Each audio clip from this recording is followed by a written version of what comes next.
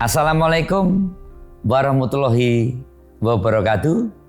Salam sejahtera untuk kita semua. Om Swastiastu, Namo Buddhaya, salam kebajikan, Rahayu.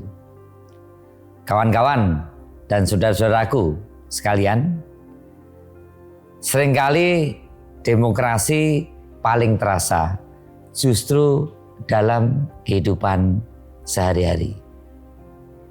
Ketika seorang warga berharap suaranya dihargai, bukan di ruang formal, tetapi di ruang batin yang paling dekat dengan dirinya. Ada keinginan agar pilihan yang kita tetapkan di bilik suara tidak berhenti di kotak suara, tetapi hadir kembali sebagai keputusan yang mencerminkan kehendak rakyat. Namun dalam kenyataannya, banyak warga kemudian bertanya-tanya, mengapa aturan pemilu terasa berubah dan tidak selalu mudah dipahami.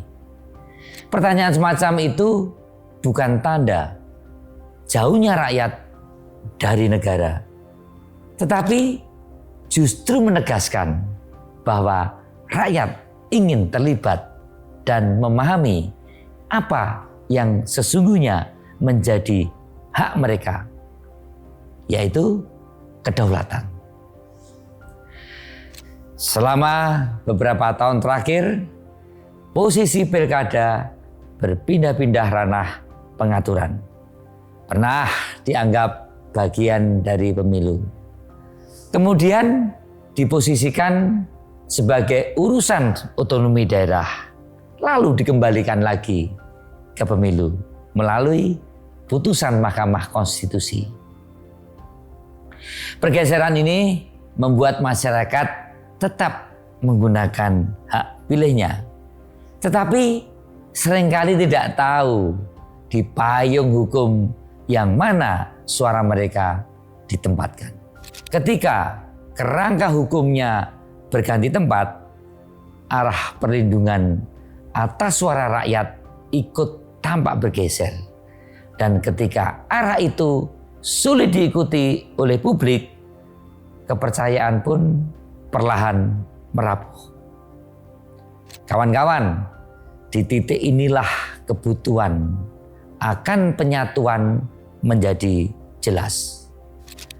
Rakyat memerlukan kepastian arah agar perjalanan suara tidak terputus di tengah jalan. Karena itulah aturan kepemiluan perlu dikembalikan ke satu payung tunggal seperti seseorang yang menempuh perjalanan panjang. Ia membutuhkan petunjuk arah agar tidak tersesat. Dan ketika perjalanan itu memiliki peta, langkahnya menjadi lebih tenang. Satu peta yang menuntun pada satu rumah yang sama. Dengan cara inilah aturan tidak tersebar ke banyak ruang, melainkan pulang ke tempat yang bisa dilihat dan dipahami bersama. Dalam kerangka hukum, langkah itu disebut kodifikasi.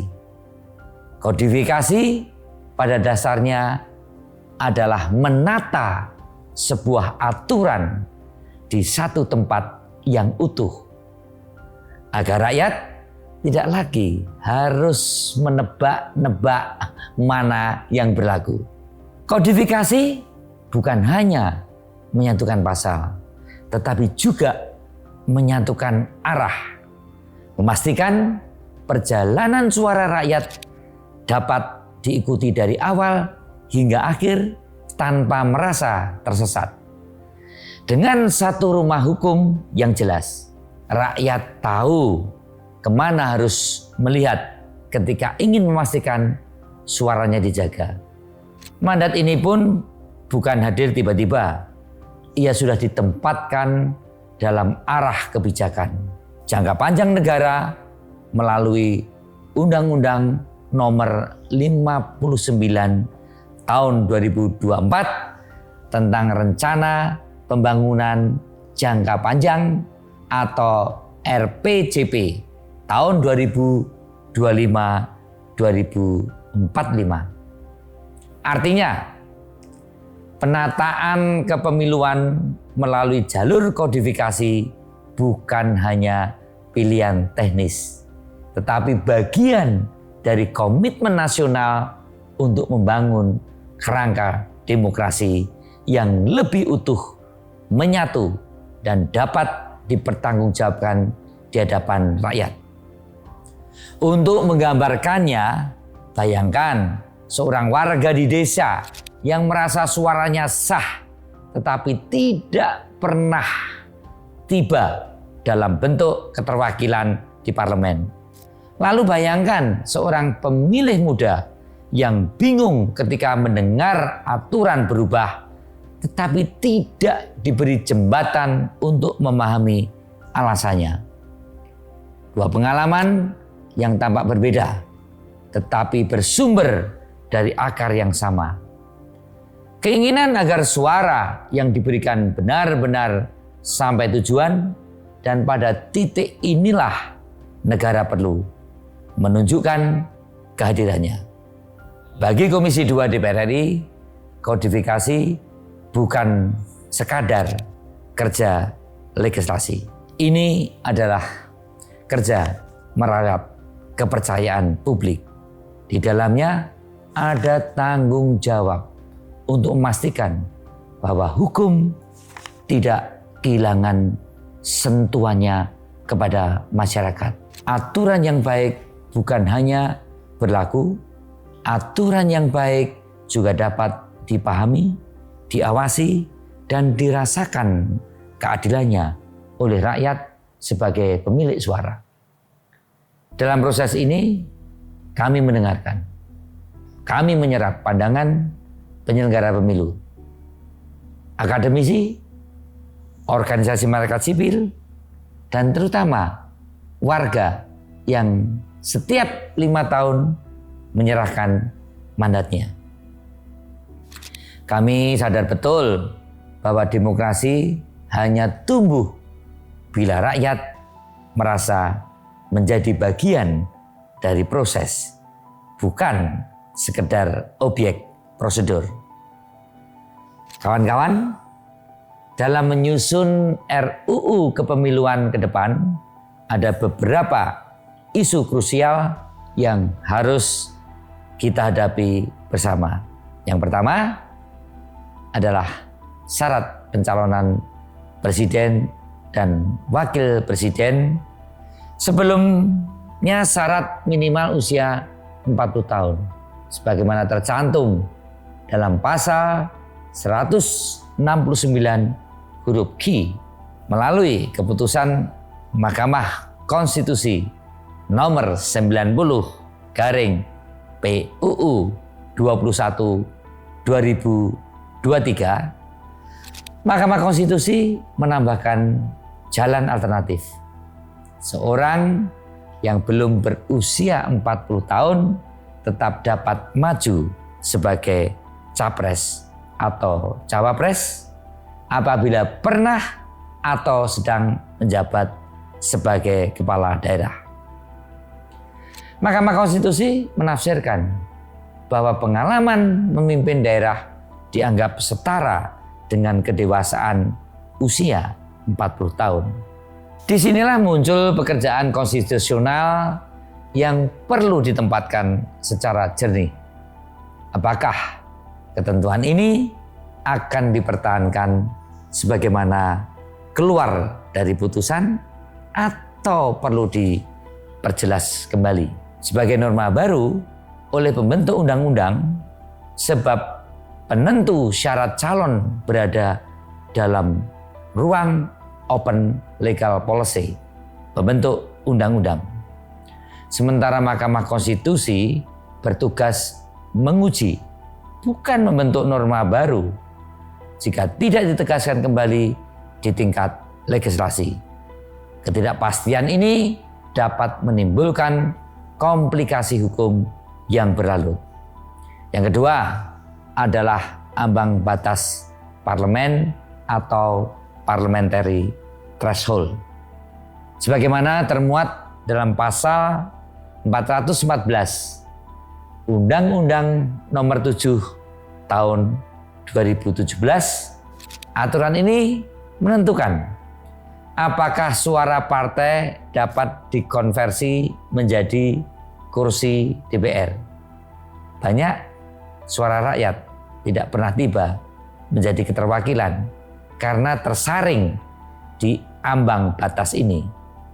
Hal tersebut kemudian diperiksa kembali melalui putusan Mahkamah Konstitusi nomor 116/PUU 21/2023 yang menegaskan pentingnya proporsionalitas, yaitu kesesuaian antara jumlah suara rakyat dan jumlah kursi yang dihasilkan.